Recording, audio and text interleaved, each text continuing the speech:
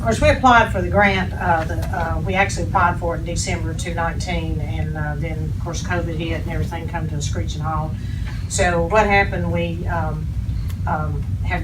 kind of worked on the environmentals and all the underlying things that have to be done before you can get a grant, and actually received the grant in October of last year, but due to COVID, once again, we could not, because First Tennessee Development District, Gray Stockard's working with us, and they took them out of the office, and so they were limited to what they could do. And then the Tennessee Commission was also out of their office, so it was hard to make contact. But in the 1st of January, we started working with Gray again, and we have received the notification that we did get the grant. Because of the supplies going up, the grant is only going to cover the foundation. We were hoping to do the roof, the foundation, and the stabilization of the building. Due to supplies being what they are, we're only going to be able to do the foundation and the stabilization. One other thing that came up that we had not anticipated, because of the proximity of the cemetery there beside it, we are going to have to hire an archaeologist to be there when we scrape the ground. And we did find a gentleman out of Knoxville that gave us a really good deal, and so we have that lined up. We opened bids last week, and RJR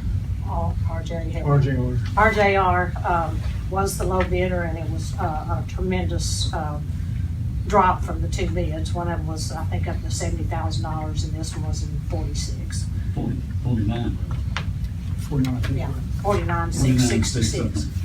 And so anyway, with that being said, we're ready to start the process.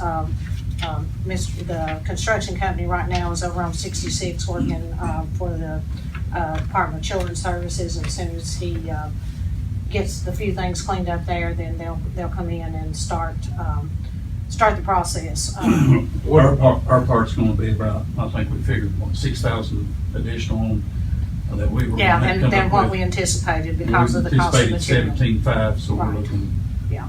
to go up, but they're going to do 26.5 or something. And we're still getting a deal. I mean, there's no way that we could get that restored any cheaper. And if we don't do something right now, it's going to jeopardize the building. We're going to lose the building, especially the foundation part of it. And so what you'll see happening, he goes in, they're going to go in and put side boards to shore up the logs, and then they'll go in and we're going to use limestone. Is that correct? Limestone. We're going to use limestone. They're going to find enough to match what's already there. And then once they get the foundation done, then they'll go inside and do some stabilization there. And then we'll probably exhaust those funds, and we'll write another grant to Tennessee Historic Commission and start working on the inside and the roof. What's the end product going to be? Well, the biggest thing, it's our oldest wood structure in, I guess, in Hawkins County, or is it just Rogersville? Oldest in Rogersville. Oldest in Rogersville. We've talked about several different things. We could use it for overflow for the inn. We could do that. We could use it like when they have weddings at the inn. It could be either places for the groom and groomsmen to go and get dressed, or it could be for the bride.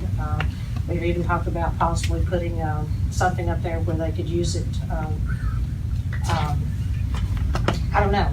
We haven't really, but because of the grant, we do have to create a job of some kind, and it has to be used.